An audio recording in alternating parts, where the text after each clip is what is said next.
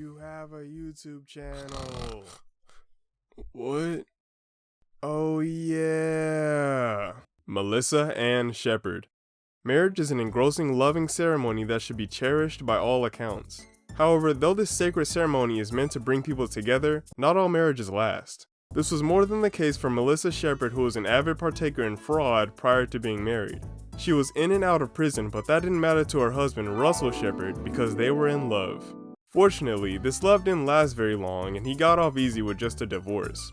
Her second husband was not as lucky as he was run over twice by her car after being tranquilized. She claimed this was in defense due to physical abuse and was sentenced to prison. Upon release, she toured the country giving speeches on self-defense and domestic violence. She eventually decided to remarry, and her husband suspiciously died 14 months later. This left her with thousands of dollars of assets, and she was never charged with any crime. Her next husband also didn't do his research on her past and ended up being hospitalized about a half a dozen times. His son, however, did notice unusual activity in his bank account and reported it to the authorities. Unfortunately, they couldn't prove she poisoned him, but she was sentenced to 3.5 years at the age of 77 for other minor crimes. Sandra Lane. Everyone has a grandma, or has had a grandma. Either way, you should be familiar with the concept of this delicate species. Old, wrinkly, bakes the best cookies, maybe a bit racist, but we love them, or at least try to love them regardless of their old kindred spirit. Surprisingly, some of these grandmas aren't as innocent or fragile as they may appear to be. Like in the case of Sandra Lane, a grandmother watching her grandson while his parents were away. During his stay, he and his grandmother got into an altercation which turned violent very quickly. During the scuffle, Lane put out a Glock and proceeded to shoot her grandson 6 times. As this was happening, he was pleading for his life while on the phone with the emergency operator. This recording was subsequently used in the trial against the grandmother. The grandson's mother, Jennifer, asked the jury to give her murderous mother a harsh sentence.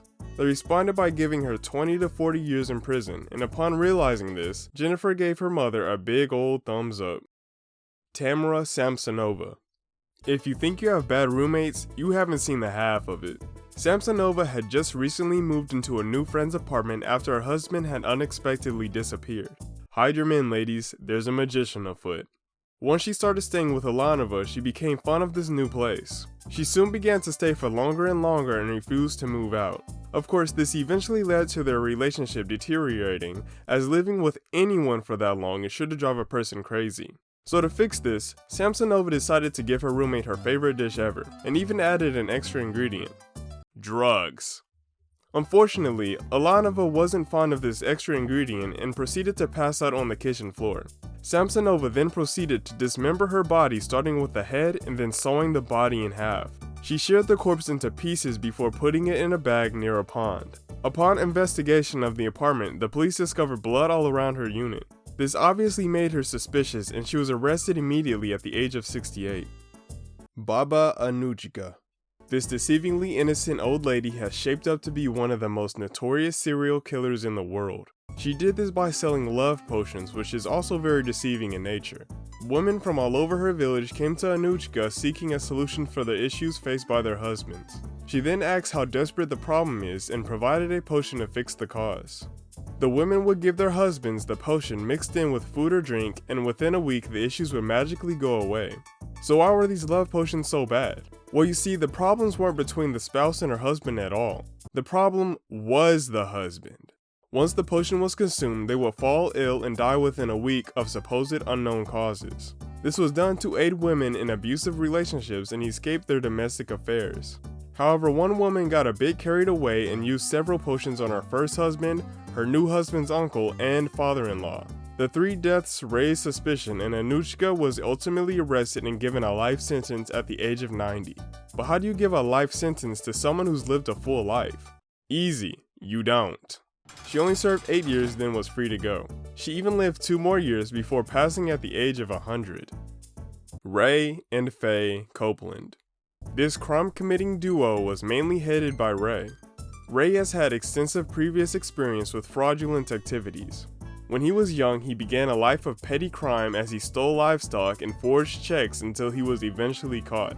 After he was released from jail, he met Fay, married, and started to do it all again, this time with an accomplice. Because nobody trusted him, cause the fraud and all that, he decided to employ hobos instead. He would take his new employees to the market where they would buy cattle with faulty checks. He would then sell the cattle as fast as he could before the checks could bounce. Now there was still a slight problem that needed solving. He had to pay his employees somehow. No worries though, he had a solution for that as well. He would take his brand new employees that had just committed a crime for him to his barn. There he would write a new check with their name on it and deposit it into their skull via a shotgun. After receiving their final payment, they would be buried, never to be seen or heard from again. Eventually, one worker noticed human bones on the farm and called the police, who actually didn't believe him at first until he mentioned it was the Copelands, which then led to a full-fledged investigation. They were caught and Ray was sentenced to death at the age of 76 and Fay at 69, making them the oldest couple sentenced to death.